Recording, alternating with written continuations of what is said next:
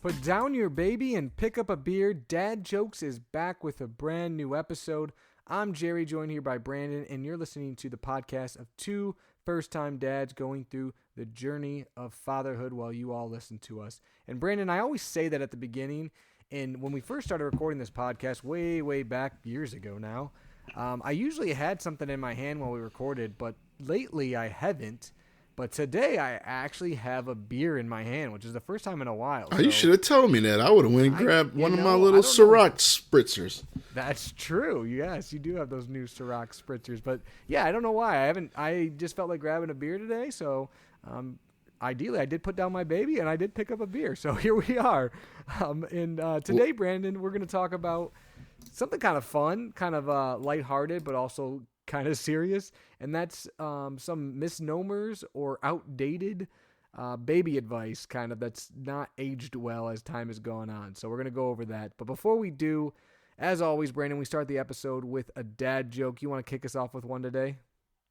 I'll kick us off. The other thing you got to work on with the intro, you said journey of two first-time dads, and for you, that's changing probably within the month. Yeah, it could be. I mean, any time now. Not probably, actually. For our long-term listeners, our guys that listen each and every week, the next podcast can be the one where we announce our second child. Obviously, I don't know what's going to be the next one, or we don't know what's going to happen, but each podcast now, you got to be on the lookout because it could happen. We're getting close. Yeah, that's super exciting. But we'll come up with a different intro when that happens. So I got two dad jokes today. I ran the first one by Kelsey. She was like, try again. So we're gonna go with my second option and see if it's any better. So Jerry, what did Liam Neeson say to the calendar?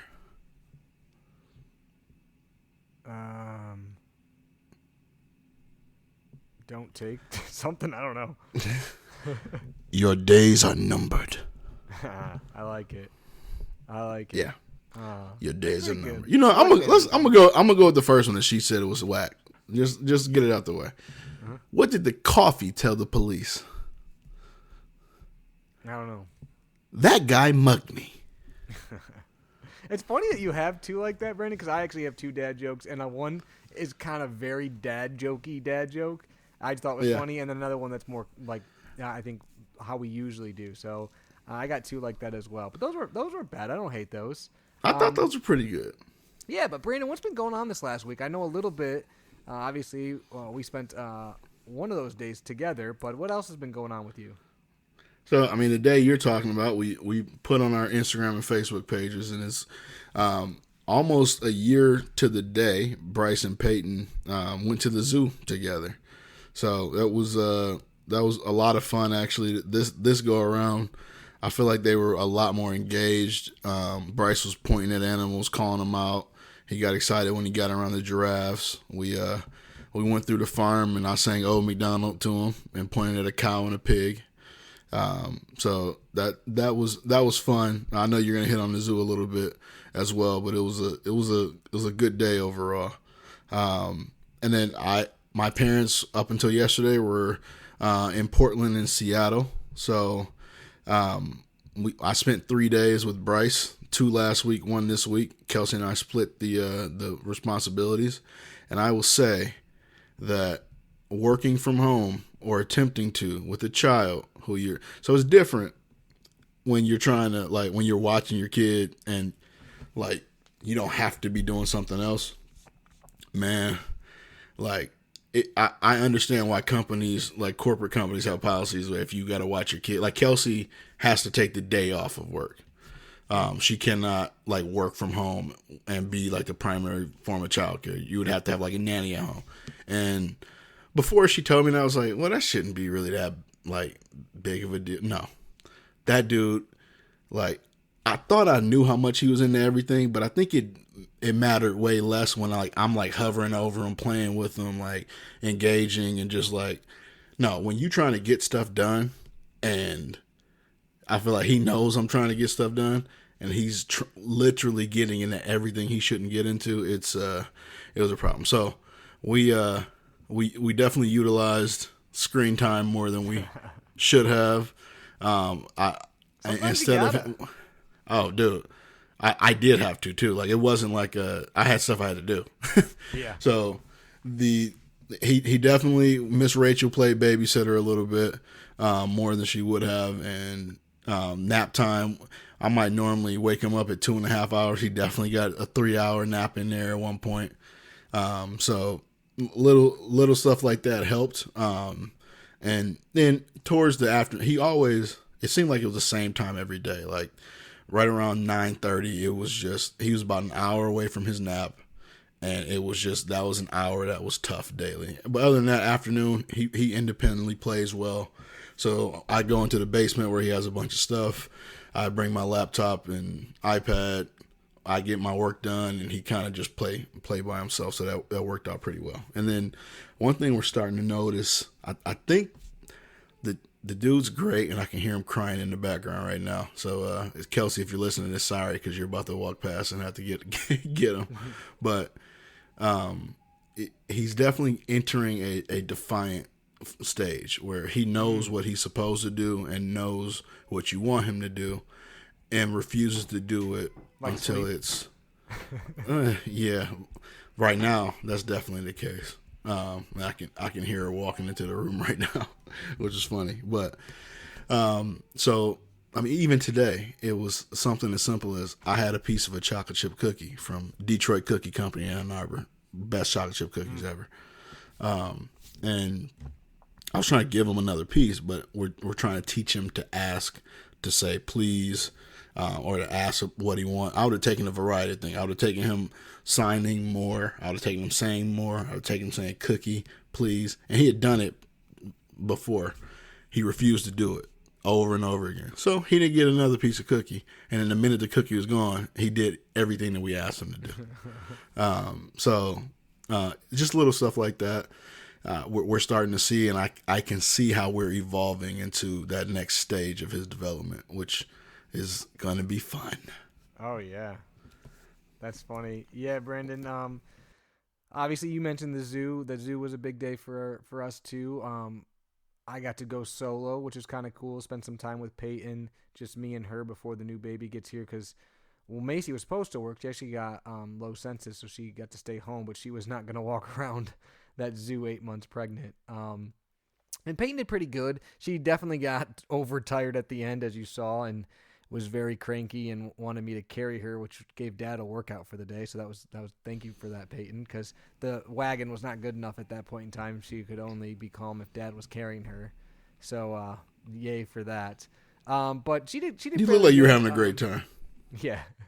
Before that, though, she did fairly well. The one thing I did notice is I think she likes like the inside places, and she really liked the aquarium we went to before, and she liked the penguin area, and she liked where the reptiles are and stuff. So I think she likes walking up to like the glass and seeing what's in there and being able to run kind of in a more confined area.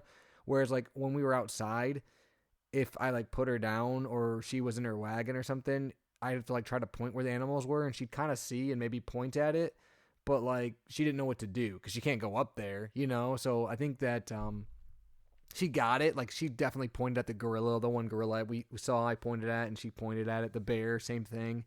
But I think she liked the inside places better. Also, the wagon worked out fairly well, so I was happy with that. That wagon was cool. Our trip. Yeah, it worked out. It was easy to push around, and I think she was able to kind of chill in there and keep the sun off of her. So that was good.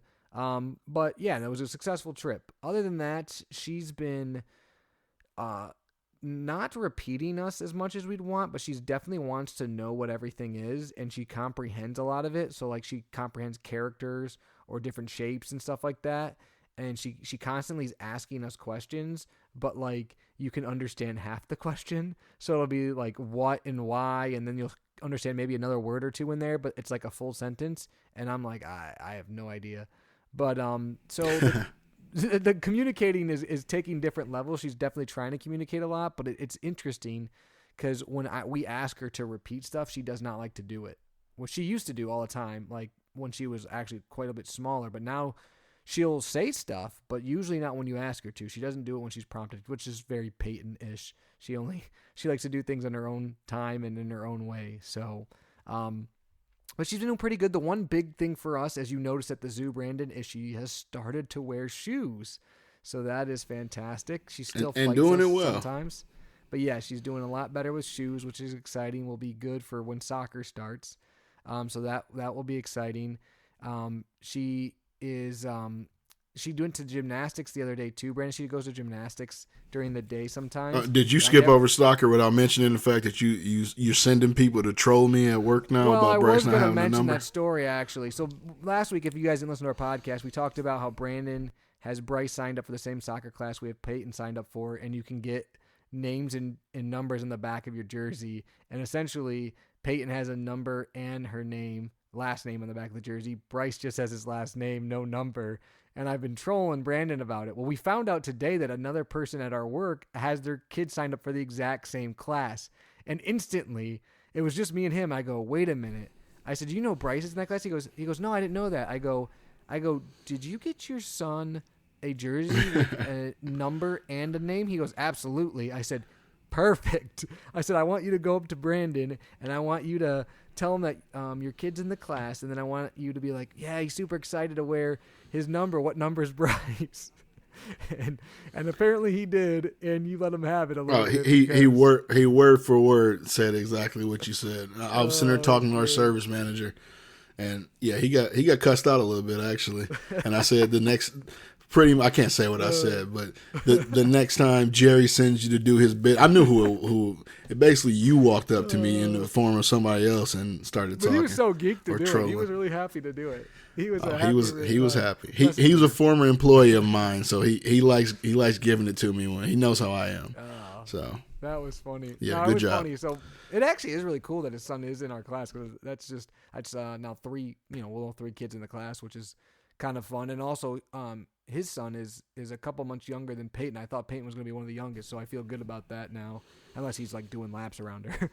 But no, his son has consistently been in like the 99th percentile of height. Big, yeah. His son is a big boy. But other than that, like I said, Brandon, she does go to gymnastics during the week, and I never really get to go because it's during work. Well, this week I got my hair cut, and then she was finishing right near where I get my hair cut, and so I went afterwards for about 5-10 minutes. So that was fun. I got to see her actually do some gymnastics. She was having fun doing like the trampoline thing and climbing on some stuff. So that was cool because that's the first time I've got to see her do that. So that was nice.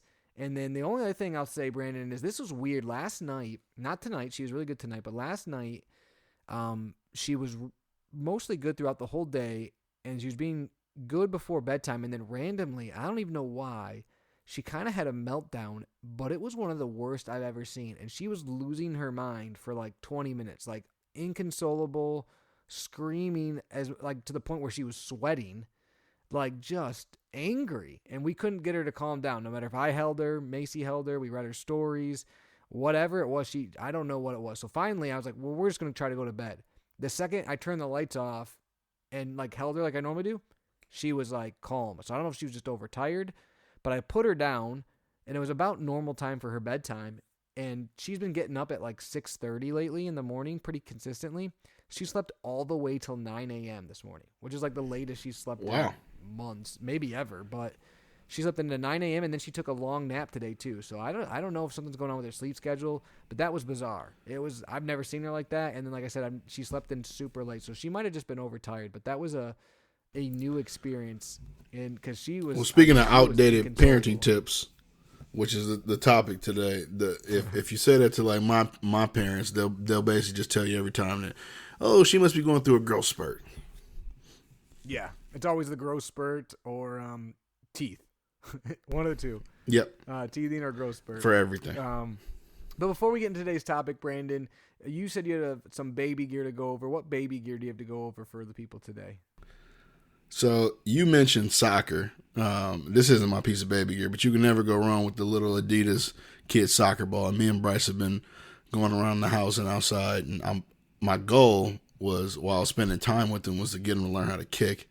Apparently he thinks kick means to pick the ball up and throw it. Now, he does have good form for like a sideline throw in soccer, so I can at least claim that I working on that. But he actually just got a couple little toy cars that he really likes. They're from a brand called Alisu, and they're like animal cars, but they have like little handles you can push the top, and the car goes. So on sale right now, 40% off on Amazon. And they are something that Bryce is really into cars right now, so he can't have enough of them.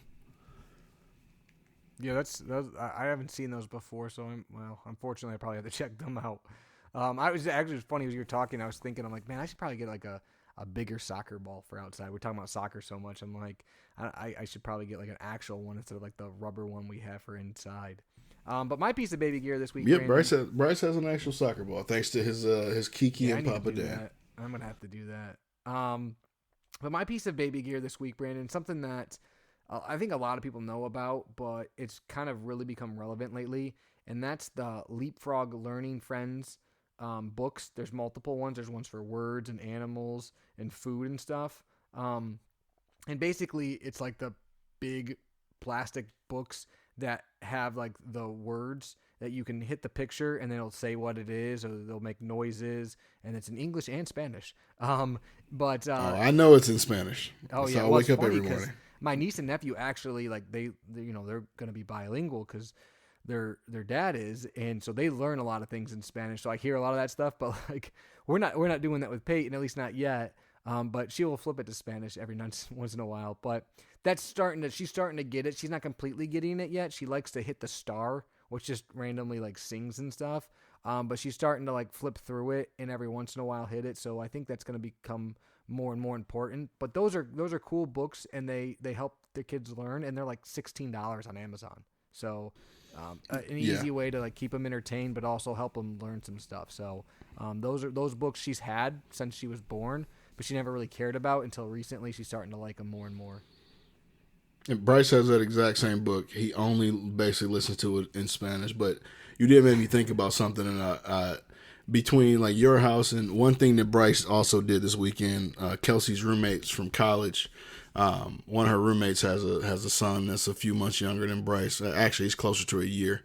But we visited them on Saturday, and it's kind of amazing to me that the houses we go to now. This might be an indictment on how many toys we have, but I feel like there's a bunch of symmetry between like if I go to you guys' house, a couple of our other friends that you and I both know, or even this house that we hadn't been to since their son Lucas was born. Like Bryce can go over there and be right at home because they got a nugget couch. They got like 60% of his toys. They have Love Every kits. Like he's going around there and basically feeling right at home.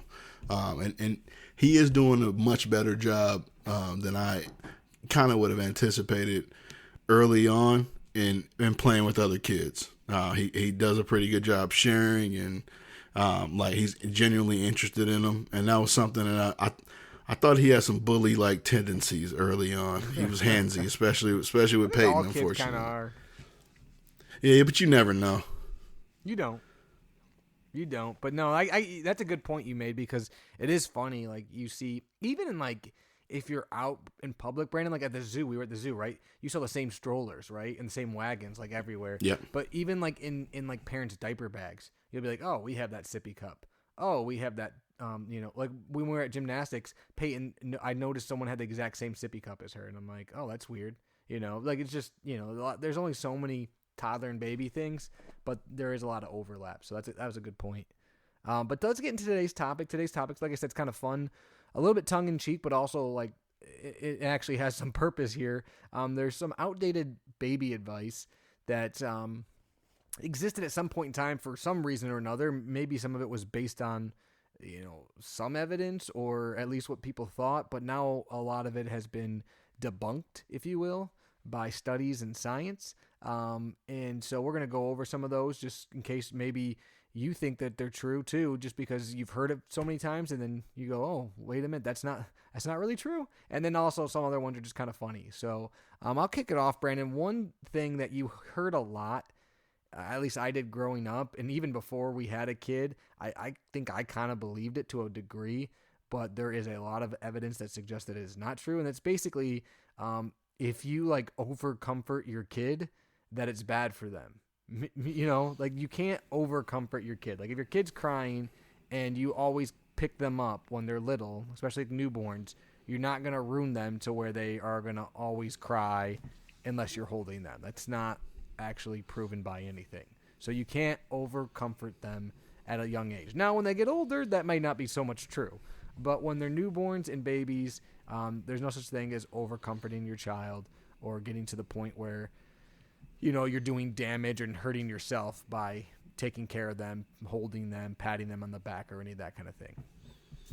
Yeah, not only that, you're going to miss those moments and wish you'd cut, even if you, I feel like we cuddle Bryce all the time and did in the past, and you still miss those moments or feel like you didn't do it enough. I have one that kind of goes hand in hand with that one. And an old adage was toughen up your child by not showing emotions. And it kind of, you mentioned kind of cuddling and things like that, but this tip kind of discourages children from expressing their feelings and honestly can hinder emotional development. So an alternative to that, or something you should do, is create an environment where emotions are both acknowledged and validated. And even like I'm writing my notes for the podcast, I'm typing that in, and I feel like such like a millennial when I say that, but it is true. You need to teach your kids healthy ways to cope with and express their emotions. And as they get older, you can do things like age appropriate discussions, encouraging them to journal. Like I had a journal. I think we talked about this early on in the podcast, but I definitely had like a journal growing up that I used to write things in.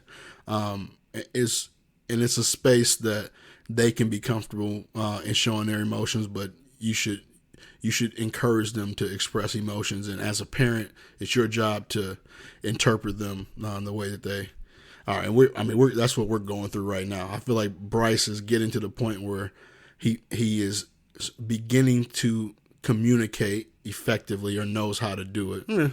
I might be exaggerating slightly, but with that comes like frustration from not being able to accurately like get his point across. So you got to be able to read your kids, and you not showing emotions is not necessarily a good thing. Yeah, it's a good point, Brandon. Another one on the list is actually one we do follow, but not intentionally. And that's the one that they say put your babies to sleep on their bellies because it's better if they throw up. That was the old adage. Like if they throw up, they won't choke on their throw up if you put them on their stomachs. It's actually bad for them to lay on their stomachs. You're supposed to put kids to rest on their backs. It's safer. Unfortunately for us, Peyton has always slept much, much, much better and would naturally put herself on her stomach at a very young age. And to this day, still sleeps on her stomach most of the time, which now at her age isn't really that dangerous. But we tried forever and ever to put her on her back. She would just flip over onto her stomach. But it is better. Back is better. So the whole stomach thing, you should try to put them on their back and keep them on their back if you can. Yeah, unfortunately, sleeping on the stomach could it basically increases the risk of SIDS, or sudden infant death syndrome. So you don't necessarily, especially early on, you want to try to, you want that to happen as little as possible. And you can always basically consult the CDC guidelines for updated tips, if you will. But one thing that was kind of funny to me as I was looking up some outdated parenting tips, I wouldn't necessarily say this is outdated. I hear it all the time, and it is absolutely great in theory. But sleep when the baby sleeps. I can't tell you how many times I heard that before we had Bryce. And it ain't always that easy, especially early on.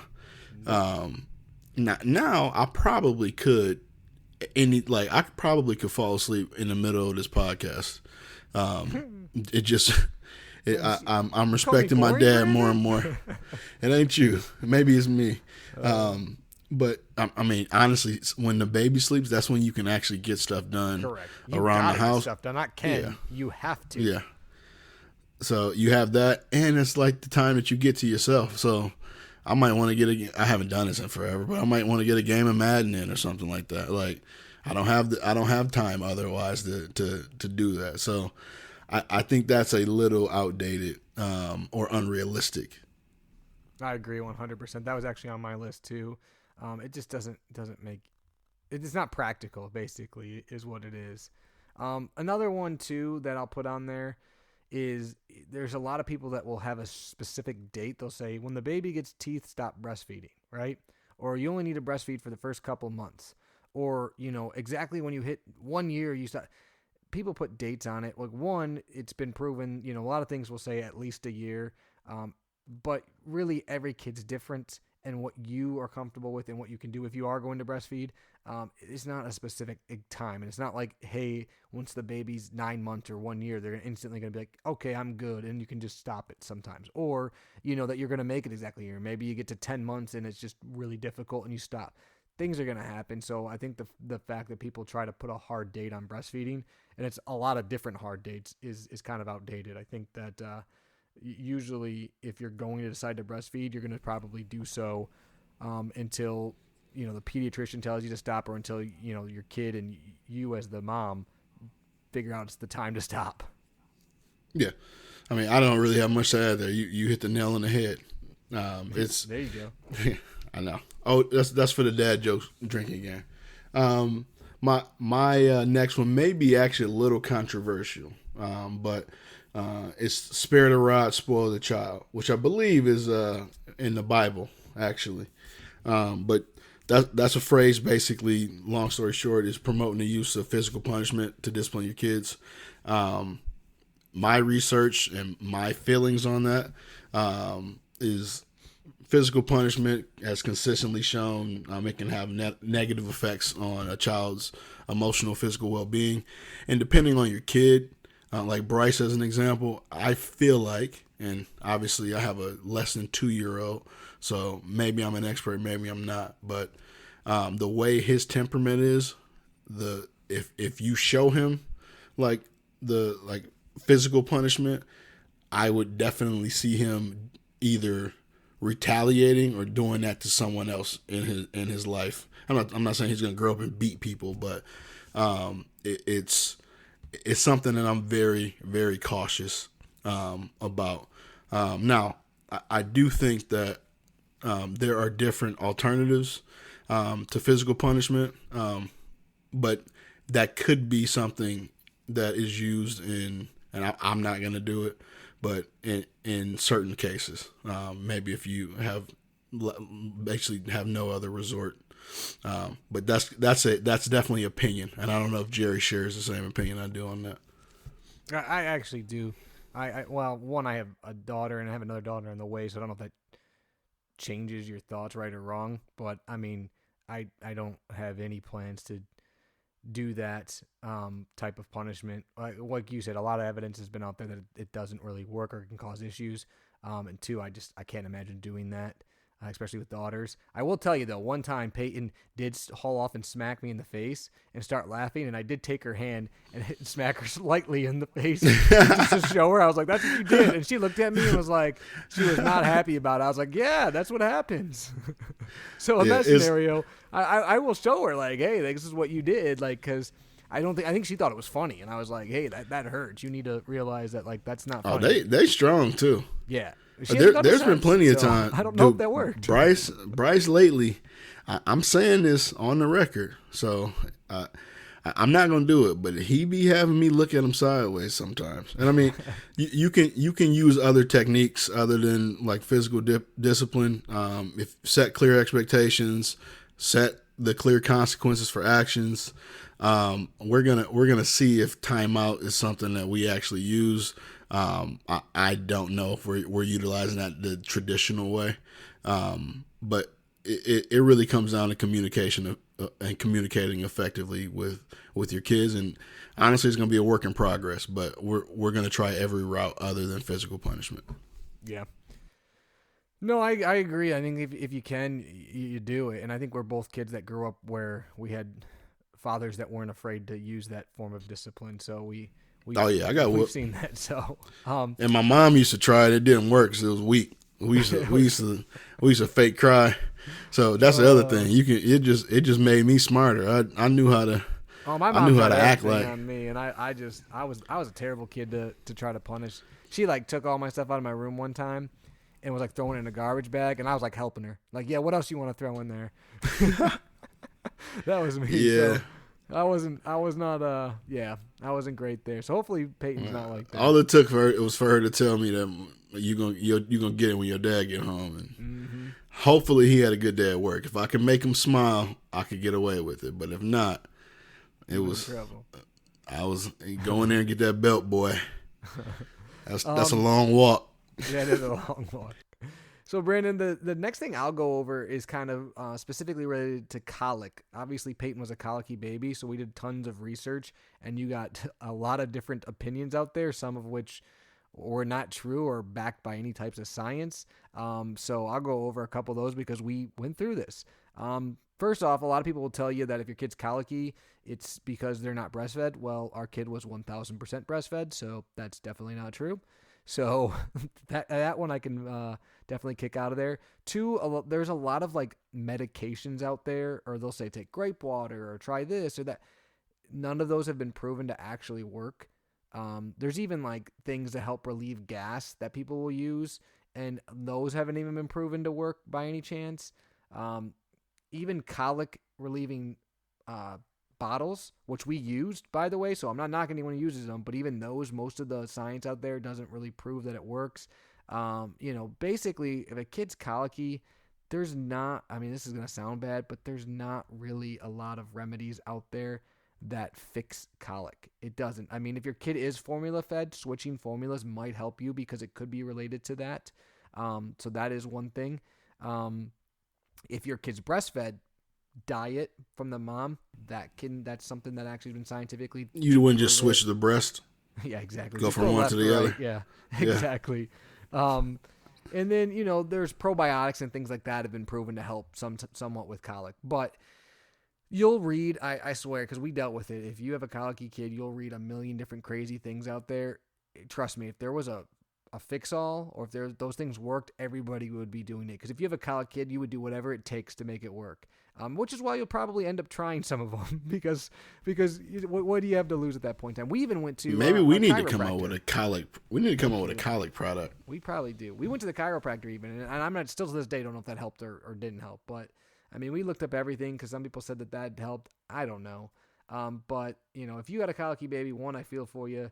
But like I said, the biggest things, scientifically speaking, that I found that they say help is, again, if your kid's formula fed, maybe switch formulas. If they're not, it could be diet related to the breast milk. Those two things, and then taking probiotics should help. Other than that, you kind of just, I don't want to say wait it out, but you gotta grind your teeth and get through it, and then come out the other side. Because once it's over, it's usually over. Once Peyton kind of turned that corner. Not that she never gets cranky, but it was definitely a world of difference. Nah, I felt for you guys so much when you're going through that, and it was actually Kelsey and I were talking about this the other day. We had like our own stuff, like Bryce's sleeping issues, but they paled in comparison to Peyton. So I just didn't even say anything to you. I just was like, everything's good. This isn't really. I felt bad for you guys when you're going through that.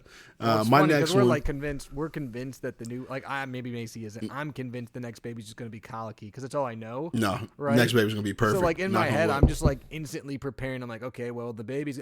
So if it's not, I'm going to be like, I don't know what I'm going to do.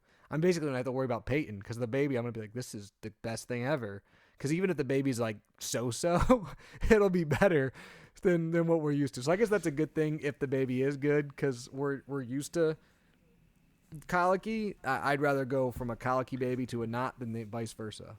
Patricia's going to be a beautiful baby with a great attitude. I like it. What were you saying, Brandon? What's your next one?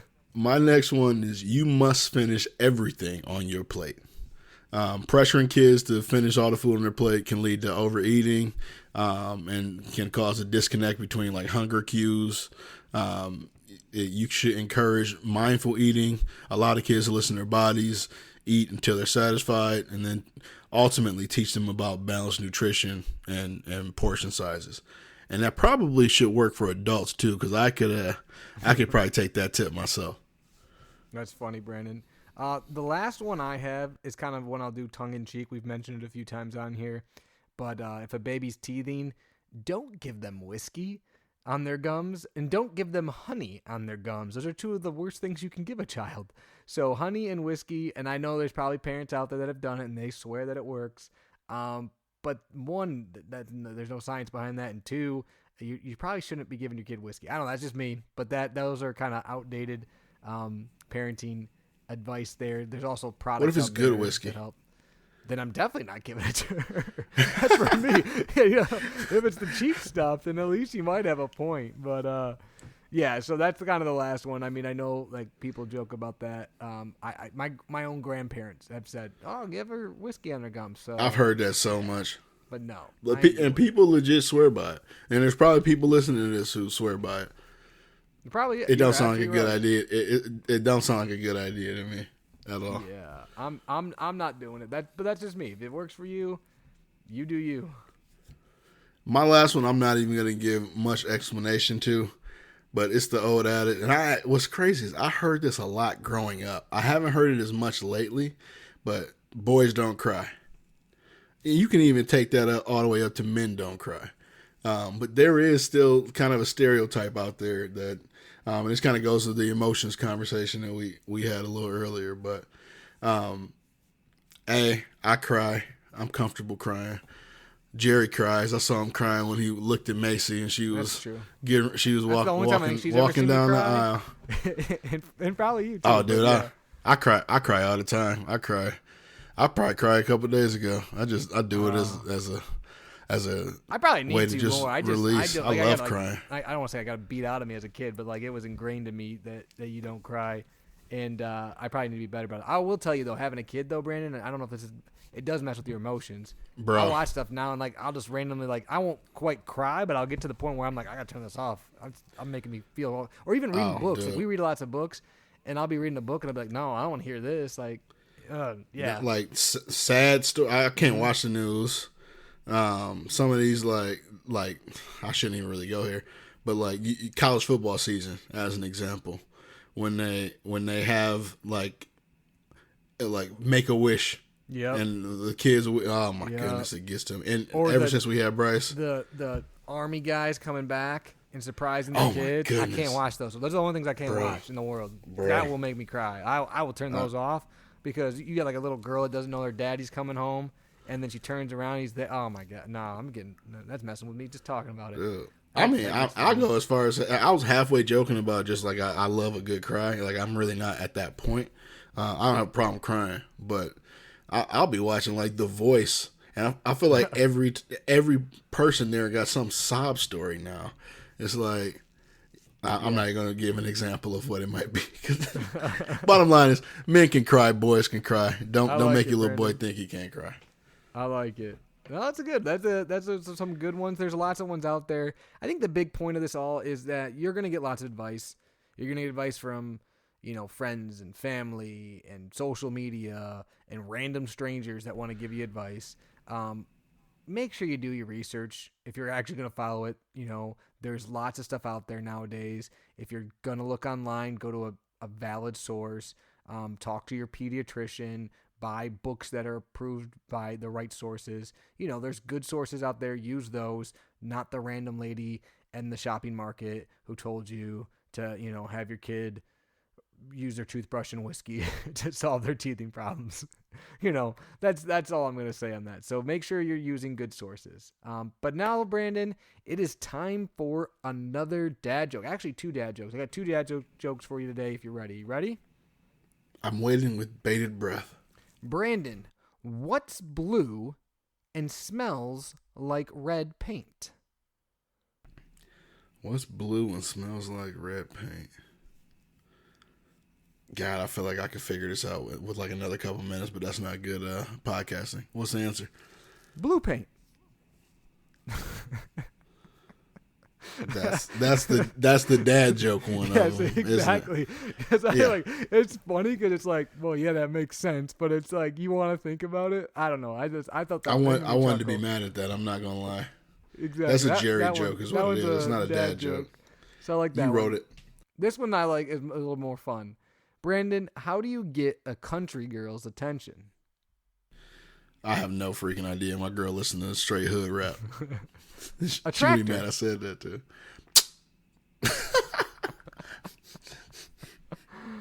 A tractor.